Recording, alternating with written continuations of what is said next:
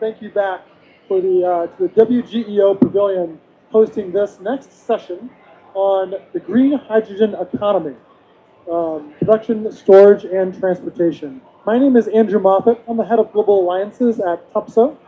Topsoe is an 85-year-old Danish company. We specialize in the technologies and services for the energy transition.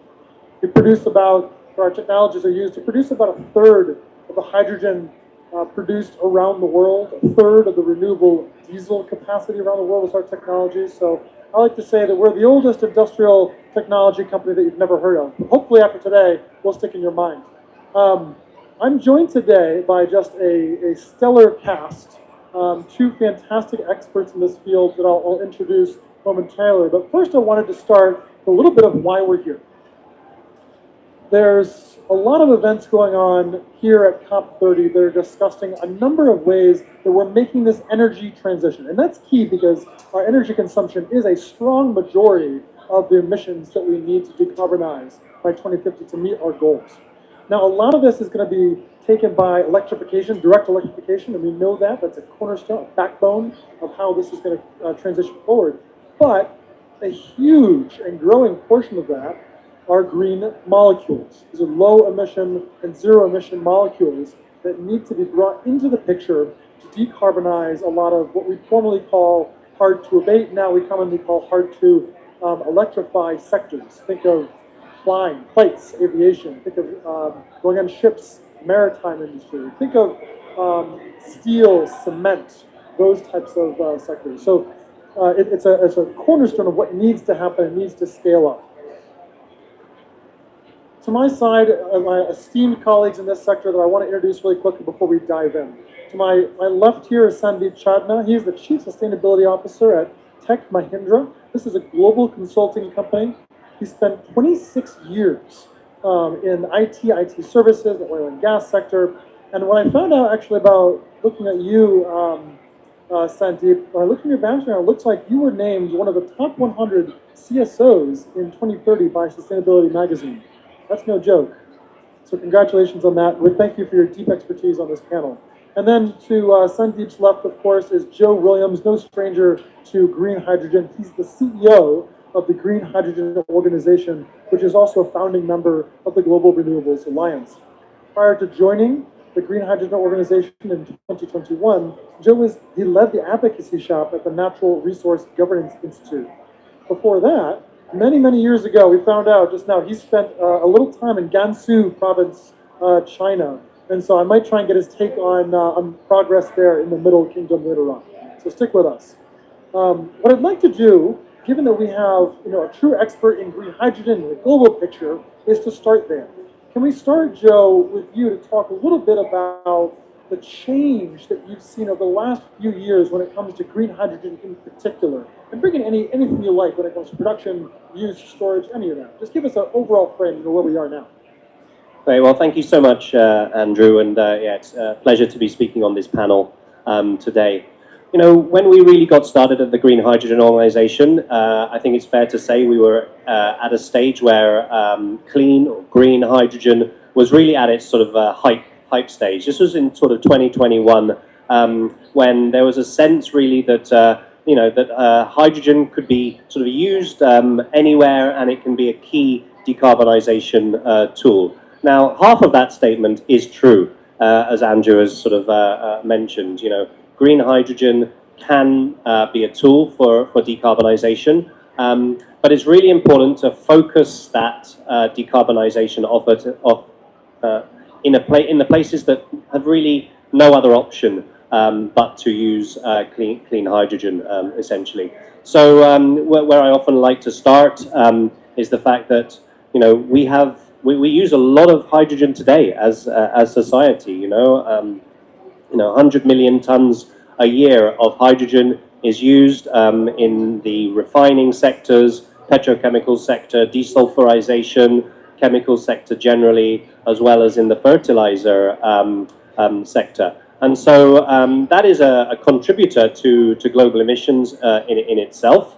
Obviously, we see a downward trajectory in the desulfurization of petrol fuels in the future. So that'll lessen the load on emissions.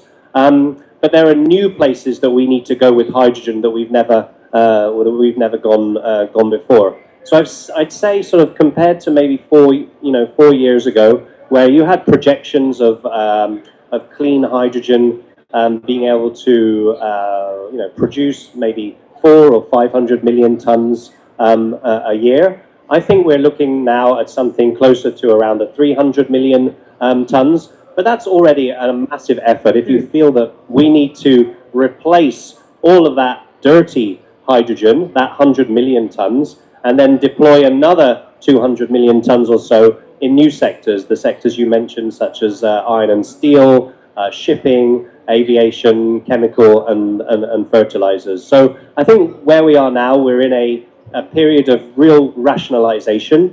And I think it's the serious players are really getting to grips with the project economics. You see some projects sort of beginning to take off. And I think it's a good place to be. We, as Andrew said, the electrification story is astounding. The potential to electrify our society essentially up to maybe 75, 77%. The technology is there, but you're always going to have this sort of 25% or so that still needs a molecule, and that's what green hydrogen can do. Yeah, so thanks for putting that scale in perspective. I mean, these are just enormous numbers that we're talking about. So even a small slice of that is still a big job. I'll take my liberties as moderator to add too that there's a number of regions around the world that are really stepping up to produce those technologies, create those markets that we need. At Topsoe, we're very proud to say that just 2 weeks ago we launched our own solid oxide electrolyzer cell manufacturing facility in Herning, Denmark. This is a whole different style of technology than the traditional PEM or alkaline electrolyzers you might have heard of. It's incredibly efficient, 20 to 30% more efficient, and we'll get into why that matters a little later on. But it just shows that there is a lot of technological development, costs are coming down, and we're trying to meet that moment that you're talking about of increasing the amount of production to get to that point where we can start to decarbonize this industry in a fast way. Well, now, I started this tour around the world with Europe, but I'm really interested in some of the developments in other parts of the world. India, a place that you know very well, Sandeep, of course, based out of there, your work has been really important in shifting that economy. I'm curious, what are you seeing in this space, in India in particular? What is the subcontinent doing? So, Andrew, there will be two parts. One part would be that how the renewables are moving. Okay, so at India, we have taken a target that we would be 100% net zero by 2070, 50% of energy intensity by 2030, and about 500 gigawatt of renewable by 2030. Now, in last 1 decade, there has been a complete turnaround. Now, turnaround has been the focus on the sector, that is how the renewables would make a lot of impact.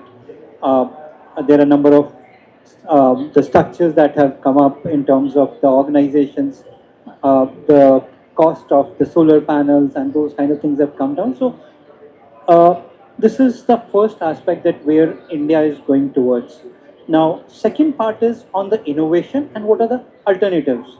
Is whether you look at now we are speaking about hydrogen or maybe the ethanol. The ethanol was another very big impact that was really looked at. Means today we are the targets that the government has taken is about 20% mixing with the gasoline at by 2030. So these targets and number of ethanol plants that have come up. So alternatives have been worked out. Coming to hydrogen, this was a focus area, and if it was a focus area, then some targets were definitely we started very low, like you said. Same here, the country they were kind of, and it is capital intensive, so you can't have budgets right straightforward.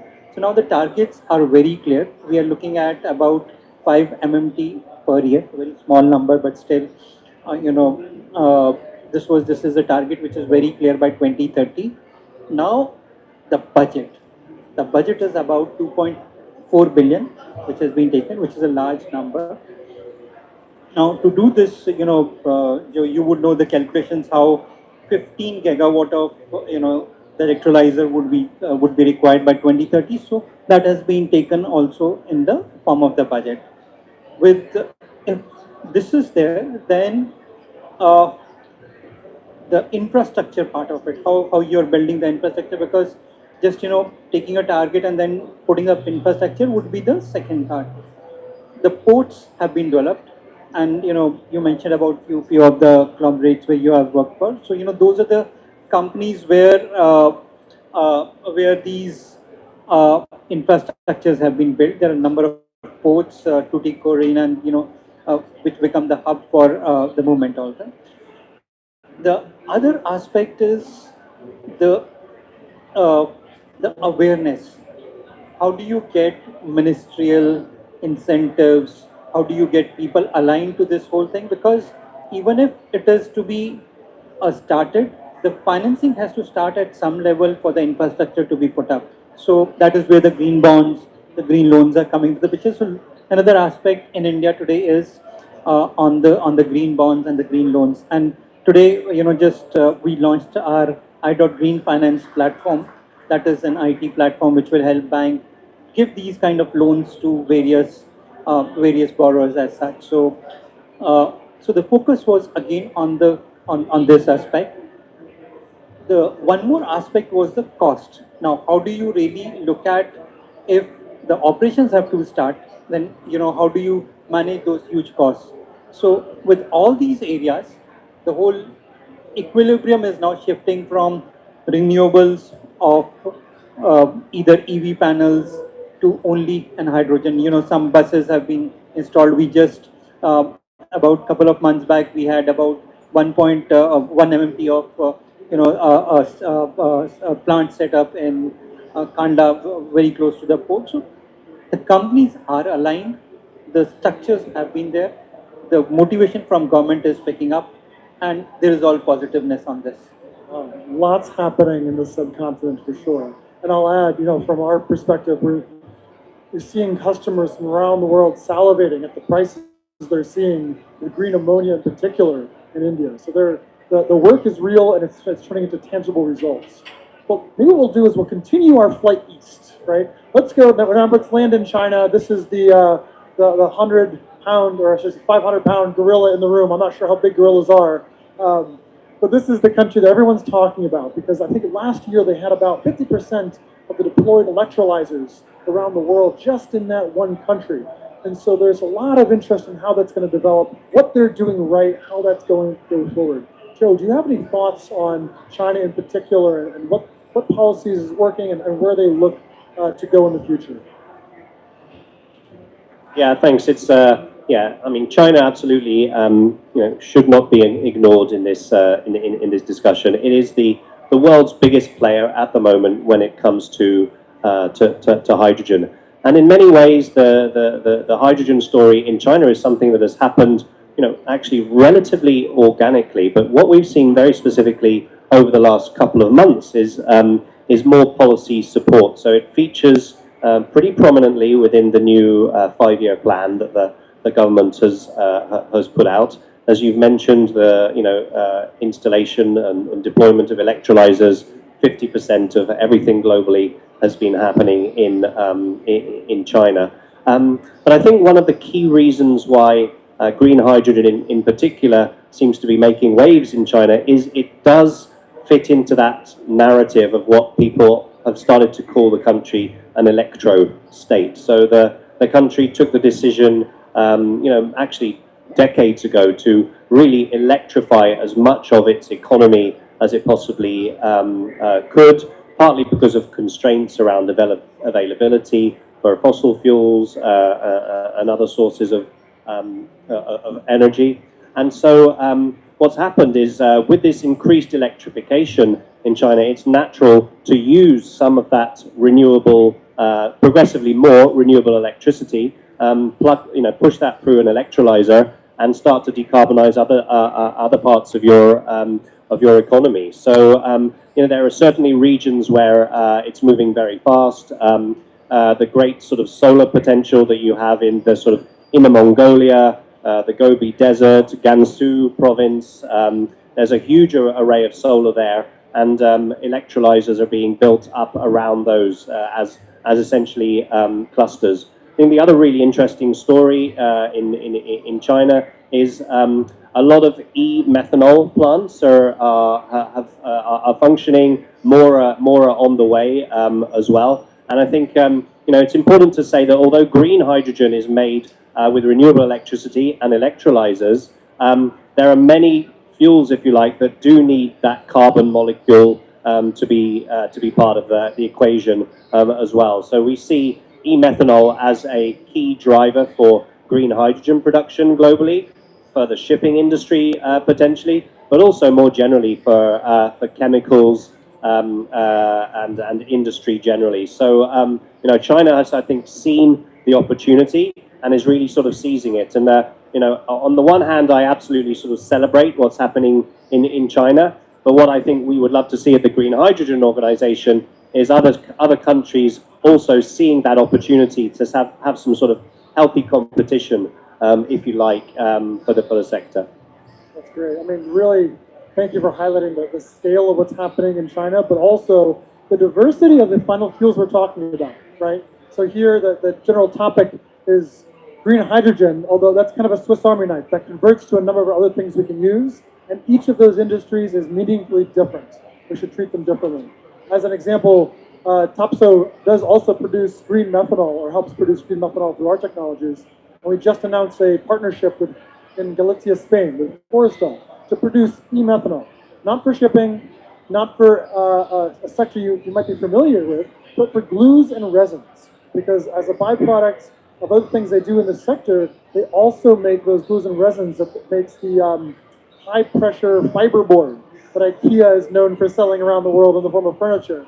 But it's an important piece to understand that a lot of these fuels are throughout the entire economy, not just to be combusted in maritime or aviation and other forms. All right, so we've covered the kind of geography. We started with a broad picture around the world. We went to Europe, over to India, now to China. And I kind of want to switch gears here, right? The one elephant in the room we haven't touched on is the new feedstock for electrolyzers to produce green hydrogen is electricity. And there are now tons of demand on our renewable electrons that we're scaling up around the world, no more than anywhere in India. Now, Sandeep, your company specializes in IT services. I'm sure that you've seen an explosion in the requirements of these types of services in data centers and AI and compute. How is that impacting the transition to green molecules? How is that impacting how much is required for these green electrons to do? A very pertinent question at this point of time, because while we were discussing off stage that how AI is playing a major role. So I'll just give you one example. Is if you on ChatGPT, if you type about say 50 questions, it means you could presume about it will take away the lights, the home lights of, or the housing lights of about 5 to 6 homes. Okay, so that is a kind of. And if you're like me, that's like 200 a night. So that's several homes here. So and same as the water. Means if you do the same 50, you will have about say a number of 500 ml or 700 ml of water just only by that in the cooling of the servers and other things. So if you look at these numbers and then go back saying you would need renewable, and because without that you just cannot survive on the grid. And world across, as I said, people were looking at what molecules, what inventions, and everybody's panicking today. To be very frank, the kind of structures means everybody is now, and very important aspect we were also discussing was the nuclear, because hydrogen may or may not meet up with that levels. You'll also need another alternative, or maybe somebody was trying to put up the data centers within the icebergs and all those kind of things. But it's a need that the data centers alternatives have to be looked at, and hydrogen is an obvious choice now. After means say if I have to put up a one solar plant or one solar farm, look at the area and then how much of energy, and then it's if you do not have batteries or you do not have a backup storage, you cannot use it at the night time. So how do you survive? You need an alternative, and the alternative I think so is the hydrogen. No, that's a fair point. And I think that there's quite a bit of this dynamic that we still have to wrestle with and figure out. I know, Joe, you've done a lot of thinking in this area. There's quite a bit of price pressure now on electricity in general, and of course, the new additions of capacity are mostly renewable at this point. So I'm curious, is this going to be a green hydrogen killer? Is this going to be the challenge in the industry that the prices are now starting to rise? How do you view that challenge? Yeah, I think just 4 years ago, I guess 4 or 5 years ago, I think it's fair to say that no one saw this coming. The demand on the electricity load that the data centers and AI generally were gonna bring, and with it, it has brought a lot of complexity. One of those complexities is the fact that there is this huge new load that is being pulled by data centers, but many of the companies that are building them, they actually do have the ability to pay quite a lot of money for those. They're quite cash-rich companies, so they do have the pockets to buy that electricity. So for the green hydrogen sector, of course, it's an added competition for that green electron that we need. But it's not just green hydrogen that is going to be competing for it. It's electric vehicles that are going to be competing for it. It's going to be home electricity that's going to be competing for it as well. So one solution is obviously we need to really keep going with the deployment of solar, wind and batteries just in general. If we can saturate the market as much as possible, I think it will begin to take some of those price pressures off that you're talking about. Beyond that, of course, there's some very interesting dynamics that AI bring in. There's the sort of AI as a data and electricity hungry phenomenon, but there's also the way that AI can optimize many of the processes, the balance of plant steps that are made for electrolysis, the design of feed, and a lot of this work can suddenly be done using AI. So that's gonna, I think there'll be ways to cut costs for projects in the green hydrogen sector as a result of AI. So that's gonna be good. And then of course, anyone who has equipment that it can be particularly efficient is gonna do well in this space. And I know Andrew, obviously, with your new SOEC factory that's come along, I think you're very well placed in a market that is going to be very constrained, where there's going to be a lot of demand on electricity. If you have an efficient electrolyzer that can just essentially use less of that electricity, it's going to cost you less as well. So but we're really just starting on this journey. A factory just inaugurated, but a few years down the road, I think we're going to see more and more as well. Maybe one final point is that I'd make on this issue is you'll see the companies that are building the data centers. Obviously, they need the green electricity. They're looking at lots of options. They're looking at gas-based options. They're looking at nuclear, small, modular reactors. They're looking at everywhere they can go to feed these data centers. But those data centers are not just in the cloud. They're actually physical things that are generally made of steel. So you'll see, for example, with the Stegra project in Sweden, which is a green steel project, you'll see a company like Microsoft that has actually put in place an agreement with Stegra to buy their steel, which is made from green hydrogen as well. So there's an interesting sort of circularity story as well there, which I think green hydrogen can benefit from. But green electrons at the moment, but the more we progress, I think the more green hydrogen can manage it.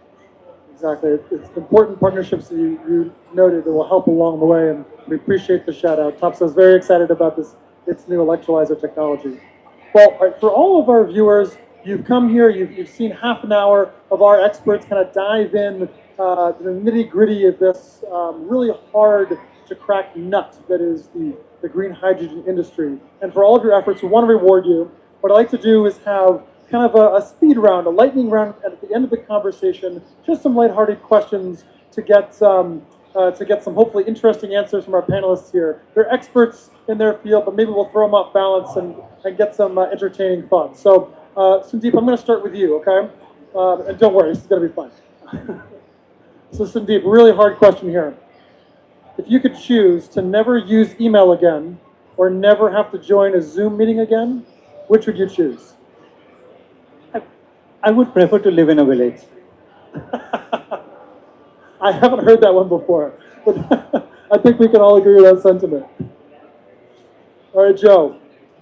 If you had a magic wand, money and physics are no obstacle whatsoever, especially physics. What's a climate tech that you would bring to today?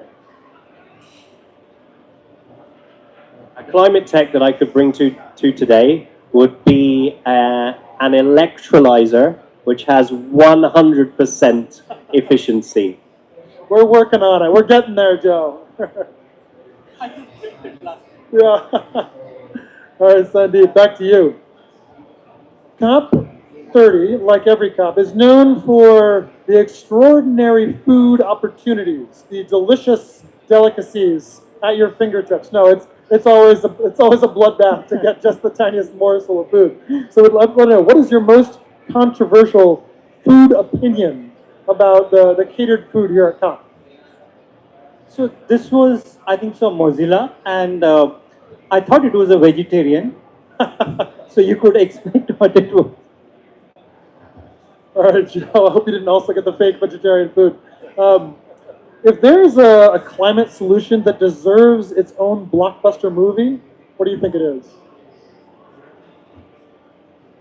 Well, I'm going to have to say the blockbuster movie would be a love story. Ooh. Yeah. And it would be, a love story between water and electricity. Oh, man. And there's a happy ending.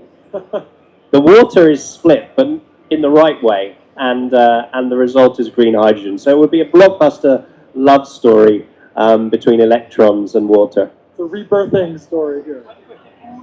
Electrolyzer. Who would be the electrolyzer? I have Johnny Depp on speed dial. Let's see if we can get him in for that. All right, Sandeep, back to you. If you could get rid of one climate buzzword forever, what is it? I think so. It would be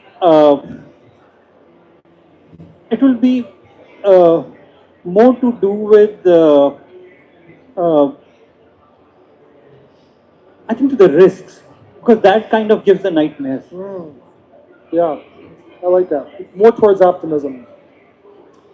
Joe, kind of a reverse question. Is there climate jargon that you secretly love?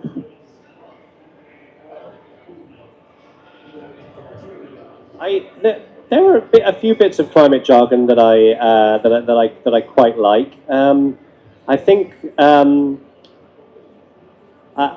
I really like a combination of words that are being, I believe, negotiated in the cover text for this COP, and it's any combination of phasing something down, transitioning away from, or even phasing out. I'm loving that sort of jargon at the moment. Yeah.